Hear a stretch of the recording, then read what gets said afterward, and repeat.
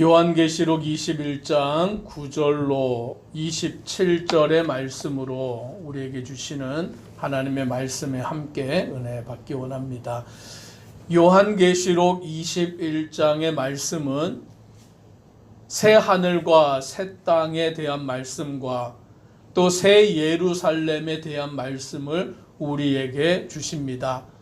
이제 이 땅의 모든 것이 사라지고 하나님께로부터 새 하늘과 새 땅이 새롭게 주어지며 또 예루살렘은 사라지고 새 예루살렘이 하늘로부터 내려온다라고 말씀해 주십니다.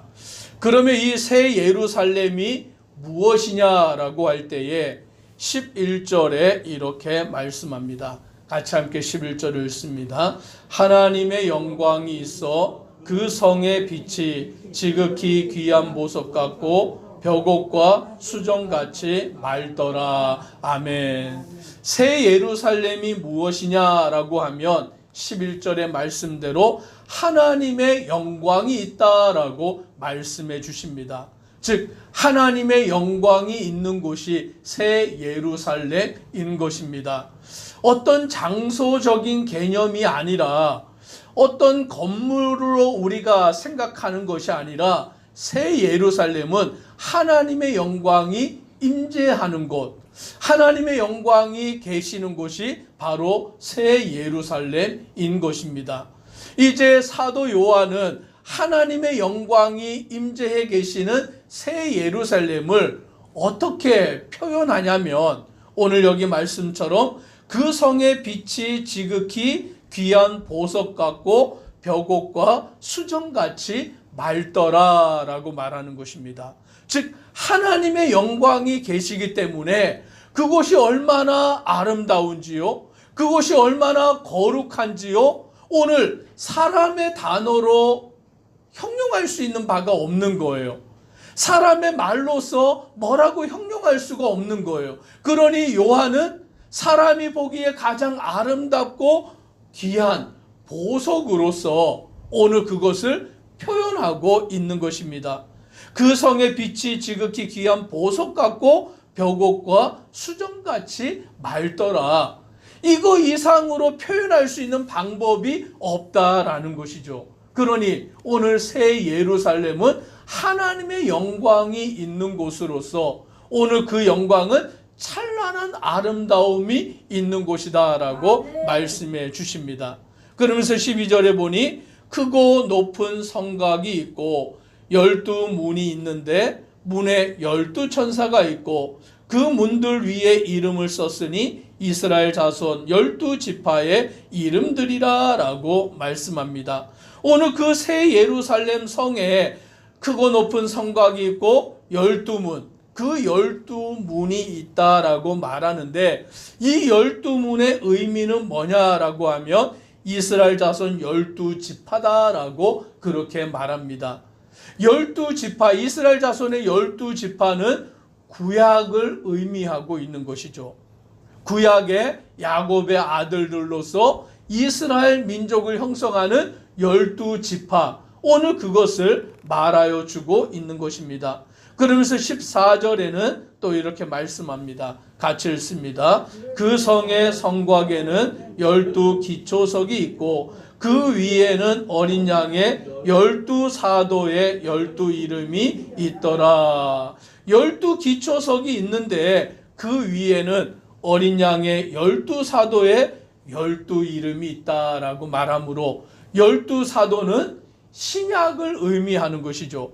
예수님의 12제자, 12명의 제자들로서 12사도라고 말합니다. 그래서 새 예루살렘 성은 무엇을 말하느냐? 하나님의 영광이 있는 곳, 하나님의 임재가 있는 곳인데 구약의 12지파와 신약의 12사도를 말하여서 즉 신구약의 모든 성도들, 하나님을 믿는 모든 백성들을 의미하고 있다라고 말하는 거예요. 즉 새 예루살렘 성이 무엇입니까? 어느 장소가 아니에요. 뭐로 이렇게 보석으로 치장한 어떠한 곳이 아니라 하나님의 영광이 임재해 있는 곳, 하나님의 백성들, 주를 믿는 성도들이 하나님과 함께 하는 곳이 바로 새 예루살렘인 줄 믿습니다. 오늘 그것을 말씀해 주는데 사도 요한은 그것을 어떻게 표현하냐면 보석으로 그렇게 표현하는 거예요. 얼마나 아름다운지요, 얼마나 휘황찬란한지요, 이 땅에 있는 것으로 어떠한 것으로 표현할 수 없으니까 보석으로서 그와 같은 아름다움을 표현하는데, 그래서 18절부터 보면 그 성곽은 벽옥으로 쌓였고 그 성은 정금인데 맑은 유리 같더라 라고 말씀하므로 오늘 그 성의 모습을 인간의 어떠한 것으로 표현할 수 없는 아름다운 그 보석으로 표현합니다.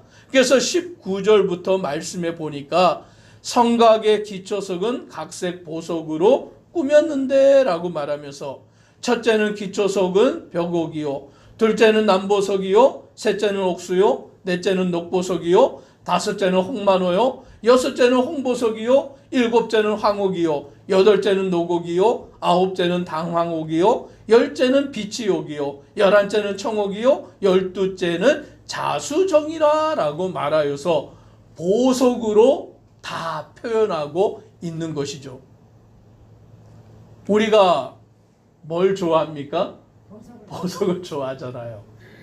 요즘은 뭐 보석 가운데 다이아몬드가 최고의 보석으로 이렇게 치이니까 그 다이아몬드 뭐 캐럿이라고 이렇게 말하는데 뭐 우리는 뭐 잘 모르잖아요. 다이아몬드 뭐 그게 얼마나 값비싼지 얼마나 아름다운지 잘 모르는데 뭐 요만한 다이아몬드 하나 가지고도 그게 얼마나 비쌉니까? 얼마나 그게 값비싼지 몰라요. 그런데 지금 하나님이 임재해 계시는 새 예루살렘은 그 모든 것이 다 뭐로 이렇게 표현이 됩니까? 보석으로 표현이 되는 거예요. 얼마나 아름다운지요. 얼마나 그곳이 존귀한 곳인지요. 이 사도 요한은 다른 걸로 표현할 수가 없는 거예요. 야, 정말 하나님이 계시는 그곳은, 하나님의 백성들이 같이 있는 그곳은 무엇과도 표현할 수 없는 온갖 보석으로 말할 수밖에 없는 아름다움이 가득한 곳이다 라고 말씀해 주고 있는 것입니다. 그래서 21절에도 그 12문은 12진주니 각 문마다 한 개의 진주로 되어 있고 성의 길은 맑은 유리 같은 정금이더라 라고 말씀해 주고 있습니다. 보석의 특징이 또 하나 있는데 뭐냐면 변하지 않는 것이죠. 이 보석의 특징은 변하지 않아요. 오늘 우리가 이 세상에서 막 이렇게 아름답게 꾸미는데 아름답게 꾸며놓은 그것이 어떻게 됩니까? 시간이 지나면 변해지는 거죠. 아무리 아름다운 꽃도 이렇게 놔두면 시간이 지나면 시들어서 떨어져 버리는 것이죠. 집도 아무리 아름답게 꾸며놔도 세월이 흐르면 그 집이 낡아지게 되는 거예요.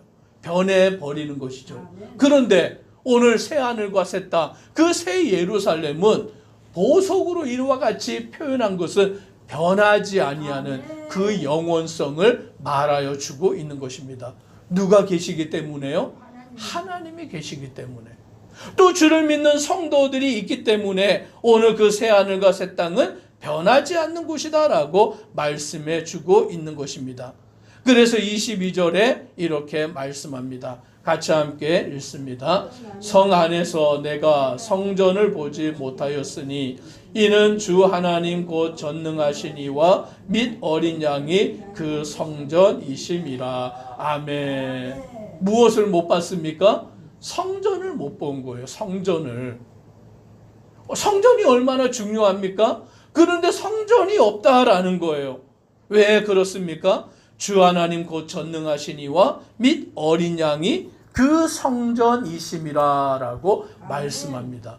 즉 이 말은 그 새 하늘과 새 땅, 그 새 예루살렘에는 하나님이 어디에나 계시는 줄 믿습니다. 아멘. 그곳에는 하나님이 함께 계시기 때문에 더 이상 성전이 필요 없는 거예요. 아멘. 어느 곳이나 성전이고 어느 곳이나 하나님의 영광이 임재해 있는 그 큰 영광이 충만하다라고 말씀합니다. 그래서 23절에 그 성은 해나 달에 비침이 쓸데없으니 이는 하나님의 영광이 비치고 어린 양이 그 등불이 되심이라 라고 말씀합니다. 해와 달이 필요 없어요.